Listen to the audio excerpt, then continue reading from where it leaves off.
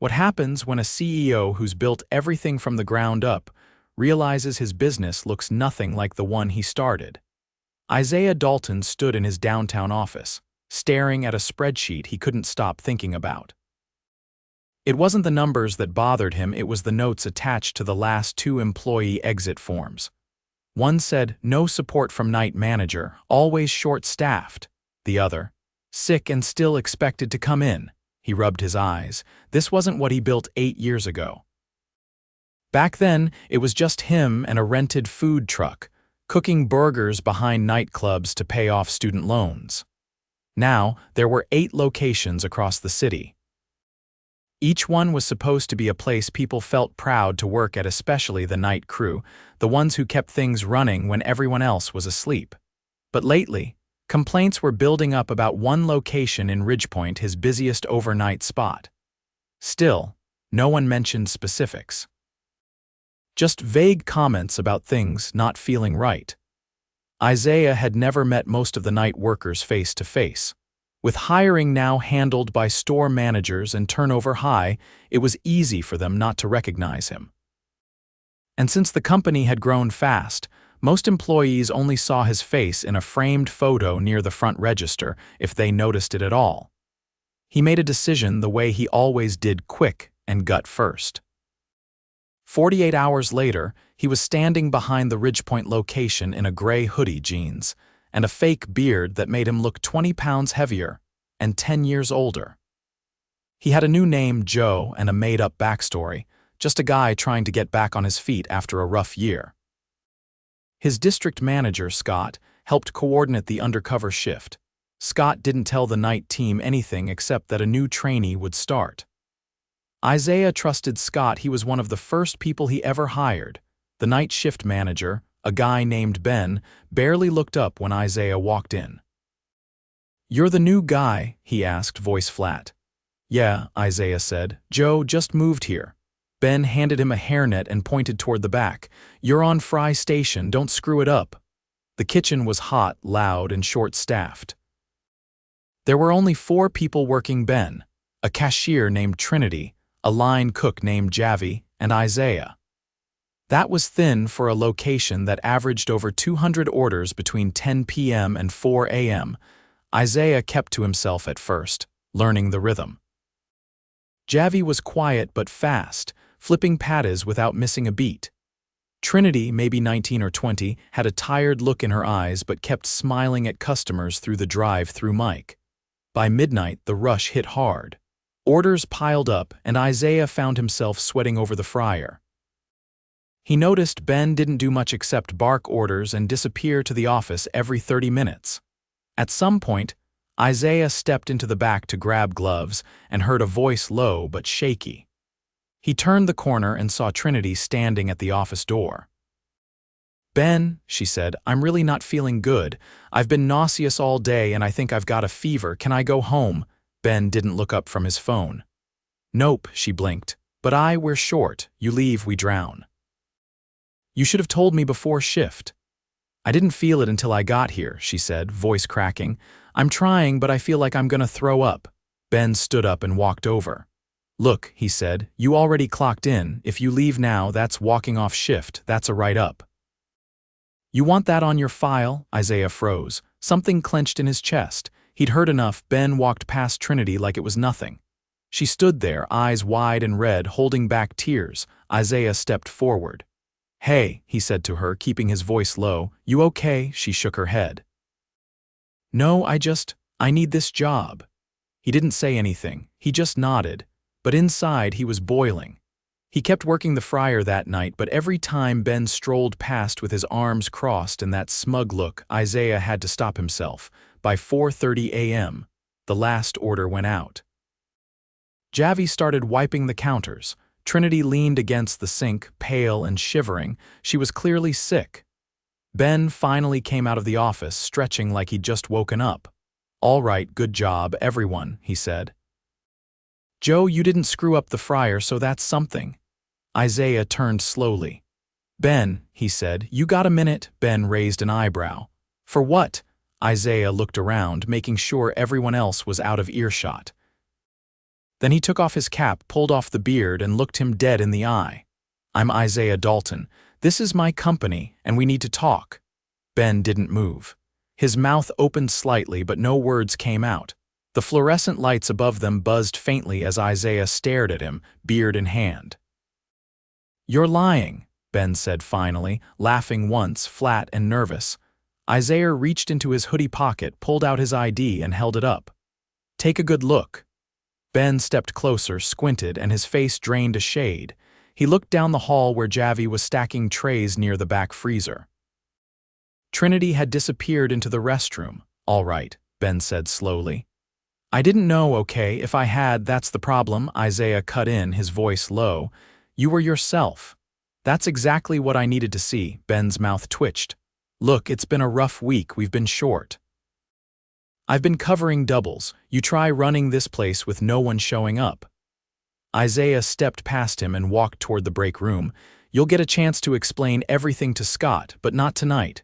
For now, I want you to clock out." Ben didn't move, I said now. Ben's jaw tightened. He turned toward the office, muttered something under his breath, and slammed the door behind him. Isaiah let out a breath. His hands were still trembling, but the adrenaline was fading. The kitchen was quiet except for the faint clatter of Javi rinsing pans. After a moment, Trinity stepped out from the restroom, her face damp from cold water. She froze when she saw Isaiah without the beard. "Wait, he nodded. "Yeah, I'm the guy who started this thing." She stared at him, then looked toward the office door. "Is he?" "Gone," Isaiah said. "You're not staying another minute tonight. Do you have a ride?" She hesitated. "I usually take the bus." Isaiah pulled out his phone. "I'll get you a ride share home. You're not waiting around like this."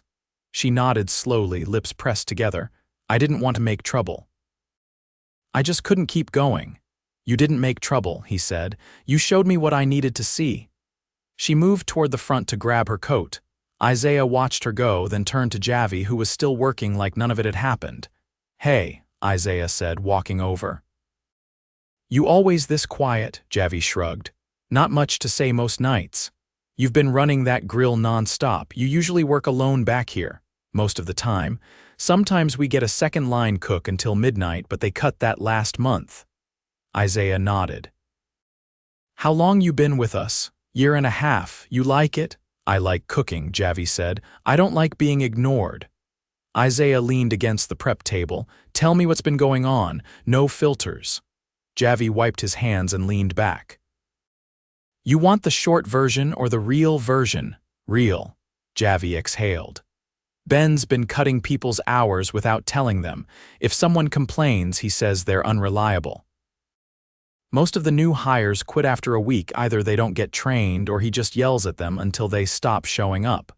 Trinity's been picking up extra shifts just to keep the place going. She was sick last week too. Came in anyway. No one else would." Isaiah frowned. "Why didn't anyone escalate? We tried. Couple folks called HR. Nothing happened. One guy filed a report next week. He got moved to the slowest location. Hours cut in half. Nobody wants to be next." Isaiah looked down at the floor, then back up. "That ends now." Javi nodded once and went back to wiping down the grill. Isaiah stepped outside to make the call. It was just past 5 a.m. when Scott pulled up. He walked in, still in slacks and a polo, eyes scanning the room until they landed on Isaiah. "I came as soon as I saw your message." "What happened?" Isaiah gestured toward the office. "Ben's inside, clocked out. I want him gone." Scott didn't ask for details. "Understood." Isaiah lowered his voice. "I also want a full audit of his hiring records, payroll edits, shift schedules, everything." "Something tells me this isn't just about being short-staffed," Scott nodded.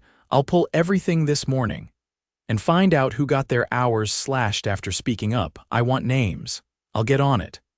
Isaiah looked out the front window. The sky was beginning to lighten. "How did this fall through the cracks?" Scott rubbed the back of his neck. He kept things looking clean on paper. High volume, on-time reports, low waste. He played the numbers game. I didn't dig deep enough. Isaiah didn't say anything for a long moment. Then he turned back toward the kitchen. "Let's clean house. Start over." By 6, Javi had clocked out, Trinity's ride had arrived, Ben was escorted out without ceremony, no shouting, no excuses, just a quiet exit through the back door. Isaiah stayed behind as the morning shift trickled in, asking questions, confused by the empty manager's office. He sat with them one by one in the break room, took notes, listened. Most were surprised to see him in person. A few had stories missed breaks, ignored safety calls, orders to clock out before cleaning just to save labor costs. It was a pattern. One that stretched longer than he'd realized. By mid-morning, Isaiah returned to the main office. He didn't go home. Instead, he sat at the long table in the operations room with Scott and 2 others from corporate. They projected store data onto the wall: turnover rates, hiring timelines, exit interviews. Ridgepoint stood out like a fire alarm. "Lay it out for me," Isaiah said. Ben controlled hiring fully, one of the HR leads explained. He pushed out anyone who challenged him. He used shift schedules to punish employees who spoke up, and he manipulated reports, set up late deliveries as employee errors to justify write-ups. Isaiah stared at the screen. How many people quit under his watch? 32 in 8 months, he exhaled. That's a third of the night staff system-wide. Scott tapped a file, and he's not the only one gaming the system. We've flagged 3 other managers with similar patterns. Isaiah looked up. Then they're next. Full review, full accountability. He leaned back in his chair, eyes heavy. And I want eyes on every overnight kitchen, not reports, real people. I want district managers in the trenches. No more distance. There was a pause in the room as everyone nodded. Isaiah stood. We fix this, or we don't deserve to grow. He left the conference room, not to go home, but to visit the next location. He wasn't done. Not until every Trinity and every Javi across his company knew someone at the top was finally listening. The following night, Isaiah returned to Ridgepoint not as Joe, not in disguise, but as himself. His face was uncovered, his posture direct, and his name tag read exactly what it always had. Isaiah Dalton, founder. The day crew had already been briefed. A regional shift supervisor, Monica, was temporarily filling in as night manager while the company reviewed applicants. She was experienced, no nonsense, and had worked her way up from a drive-through cashier 6 years ago. She knew the grind, and Isaiah trusted her to keep things steady. Javi was already at the grill when Isaiah arrived. He didn't look surprised to see him, just nodded once and went back to prepping the flat top. Everything holding together? Isaiah asked, keeping his voice low. Better, Javi said, still short, but Monica listens. Trinity hadn't returned yet. HR had reached out earlier that day, offering a paid medical leave while she recovered. She declined it at first, worried about the hours, until Isaiah personally called and told her it was non-negotiable. She'd finally accepted quietly. Isaiah stepped to the back cooler to grab ingredients. When he came out, Monica was speaking with a new team member he hadn't met yet, a tall kid with thick glasses, maybe 21, wiping down trays with robotic precision. This is Deshaun, Monica said. Transferred from the South Side location, picked up the shift on short notice. Deshaun nodded. Heard you were watching things yourself now. That's not something you see every day. Isaiah smiled faintly. You'll find I'm not big on distance. They worked side by side through the early rush. The difference was immediate. The team was light, but they moved like a unit. Monica rotated stations every hour, giving each person a breather without dropping pace. She checked in, not just for tasks, but for signs of strain, watched how long someone stood at the fryer, how many orders they were juggling if their eyes were glazing over. Isaiah didn't hover. He worked. Ran the back station. Cleaned. Packed sauce trays. Took notes quietly when the printer jammed or when the headset died mid-order, things that didn't show up on spreadsheets but broke momentum fast. Just after 2 a.m., the dining area door buzzed. A man in a delivery uniform stepped in, carrying a bag that looked far too light for an order that size. Isaiah gave Monica a quick glance. She nodded and stepped out front to handle it. Javi leaned in slightly. That's the guy who used to bring in supplies for Ben, he said, voice low. He always looked off, never scanned anything. Sometimes the counts didn't match. Isaiah watched. Monica asked to see the invoice. The man hesitated, said he forgot it. She didn't flinch, just asked him to wait while she called the distribution center. He left before she finished dialing. Isaiah walked back to the prep table, jaw tight. "Keep an eye on the inventory logs from the last 3 months," he told Javi. "If anything looks off, flag it." Around 3 a.m., the pace slowed. Isaiah stepped outside for air, leaning against the back wall near the dumpsters. The alley was quiet. A few stray sounds drifted from the gas station across the street. The door swung open. Deshaun stepped out, wiping his forehead with his sleeve. "You all right?" Isaiah asked. "Yeah," Deshaun said. "Just needed a second. That fryer kicks up heat like crazy." Isaiah nodded. "You've worked overnight before?" "Couple times. South Side's slower, but I did weekends for 6 months." Isaiah turned to face him. "What was it like there?" Deshaun hesitated. "Honestly, depends who's managing. Had one who helped out when things got heavy. Another one who stayed in the office watching basketball." Isaiah raised an eyebrow. "And no one said anything," Deshaun shrugged. "People talk, but nothing sticks. They just rotate managers or tell us to focus on the work. After a while, you stop expecting change." Isaiah looked down, hands in his pockets. "That's on us. That's on me." Deshaun didn't respond. He just waited, like he didn't want to say something that might shut the whole conversation down. Isaiah turned toward him again. "How long were you working under that second manager?" 4 months. "Ever feel like quitting?" "Twice a week." Isaiah nodded once. "You won't be under someone like that again." They went back inside. The final rush came in waves: late-night drivers, construction crews wrapping up shifts, early commuters grabbing takeout. The headset cut out twice. Monica grabbed the backup without needing to be told. By 4:30, the kitchen gleamed with fresh mops and bleach. Isaiah sat at the small corner table, jotting final notes. Monica joined him, arms crossed, face lined with fatigue but calm. "You saw enough?" she asked. "Just the beginning," Isaiah said. She leaned against the edge of the table. "There are more like Ridgepoint, I know. You ready to fix them all?" "I don't have a choice." She studied him a moment. "You do. Most people at your level don't come back to the floor." Isaiah didn't look up from his notes. "Then most people shouldn't be running anything." He stood, stretched his legs, and walked toward the front counter. Javi was already gone. Deshaun was sweeping the lobby. The first rays of sun bled through the windows. Isaiah turned to Monica. "You staying on full time here, if you want me to." "I do. But I also want your help picking the next managers. This time we vet them together." She nodded. "Deal." They walked outside together. The air was cold but clean. The kind of cold that woke you up, not the kind that wore you down. Isaiah watched the street, hands in his coat pockets. "We lost something when we scaled up. Somewhere between store number 3 and number 8, we stopped listening." Monica didn't respond. She didn't need to. Isaiah looked at her.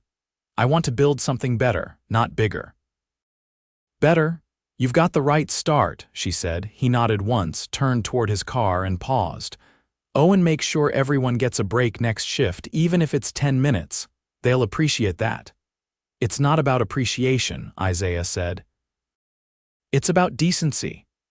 He got in and drove off, already dialing Scott. There were 3 more locations flagged for review. He wasn't going to send someone else this time. He was going himself. The numbers could wait. The people couldn't. 3 weeks later, Ridgepoint was no longer his biggest concern. It was his blueprint. Isaiah had spent every night since that shift walking into different stores without warning, sitting through graveyard shifts, not behind a laptop, but behind a fryer, a broom, or a headset. He'd learned quickly that the problem wasn't just Ben. It was a culture that had quietly calcified in the cracks of rapid growth where metrics replaced mentorship, and silence was easier than confrontation. Tonight, he was back at Ridgepoint not to investigate, but to deliver. Monica stood by the front counter, scanning the closing checklist. She'd been officially promoted to general manager last week, but she hadn't changed the way she moved. Still cleaned her own station. Still double-checked the condiment bin. Still watched her crew for signs of burnout the way a medic watches vitals. Isaiah waited until the last customer walked out before stepping to the counter. "You got 5 minutes." Monica looked up. "Depends. Are you here to drop another mystery trainee on me?" "No disguises tonight." "Just wanted to talk." She wiped her hands and gestured to the back booth. "Let's sit." The kitchen was humming quietly behind them. Javi was running a final wipe on the grill, and Deshawn was replacing mop water. The team was smaller than ideal, but it moved with rhythm, not scramble. Isaiah leaned forward. "We finished the audit." Monica didn't blink. "And?" Ben manipulated over 70 employee files, edited time cards, changed availability without consent. "We also found a side arrangement with a third-party supplier he was taking kickbacks on under delivered inventory." Monica's jaw tightened. "How long has that been going on?" "At least 6 months. We've filed charges. He won't be managing anywhere again." She nodded, quiet. Isaiah continued. "But that's not why I came tonight." "All right," she said, watching him carefully. "You said I had to fix the whole thing, not just the face of it. I've started." She crossed her arms. "How? We've created a new overnight operations team, a real one, not just a name on a chart. 2 field support leads per district. They rotate stores weekly, not to inspect, to assist. They work alongside the crews, no clipboards, no reports, hands-on support." She leaned back slightly. "And who's picking them?" "People like you." Monica raised an eyebrow. "You're on the selection panel. You'll help vet every candidate." She didn't answer immediately.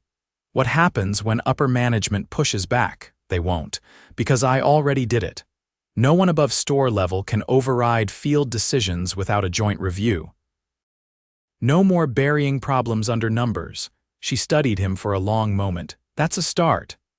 Isaiah pulled a small folder from his jacket. "That's not all." She unfolded it carefully. Her eyes scanned the first page, then the second.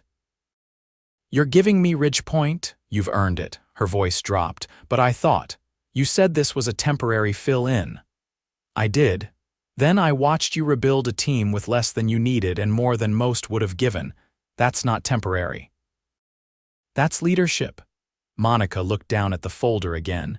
"What about the rest of the crew?" "Everyone who spoke up is getting back pay for missed hours, including those who left. We're reaching out to all of them. Javi's getting a raise and a mentor slot in the training program.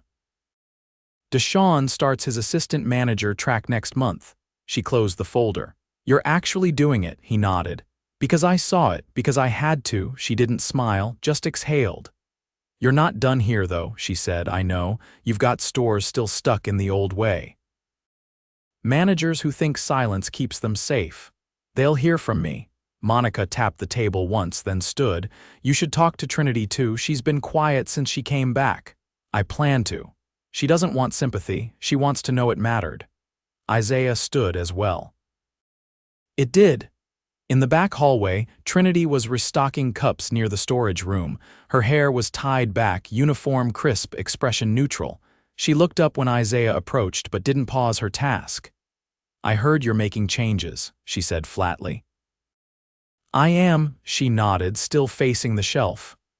"I didn't think it would matter when I spoke up. I thought I'd just be replaced." "You weren't." Trinity turned to face him. "It's not just about me. It's everyone who saw it, who felt it, and kept their heads down because they thought they were the problem." Isaiah's voice was level. "They weren't." She crossed her arms. "So what now?" "Now we stop pretending that overnight workers are invisible. We build systems that actually respond when something goes wrong. And we don't wait for someone to collapse before we listen." She studied him. "Words are easy. I know, that's why I'm here. Not in a meeting, not behind a screen." She nodded once. It wasn't approval. But it wasn't dismissal either. "You need anything," he added. "You don't go through a chain, you bring it straight to me." Trinity's eyes didn't soften, but her shoulders eased just slightly. "I'll hold you to that." "Good." Hours later, the night shift rolled toward morning. Ridgepoint didn't feel fixed. It felt awake. People moved with purpose, not fear. Breaks were short but real. Conversations were direct but not cruel. No one was perfect, but no one was pretending. Isaiah stood near the entrance, watching the first light creep across the parking lot. Monica joined him, sipping from a paper cup. "You ever think about going back to the truck?" she asked. He smiled faintly.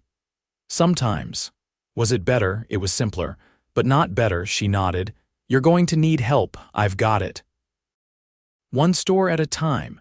He stepped outside, phone buzzing in his pocket. Another store, another flag. But this time he wasn't walking in blind, he was walking in ready.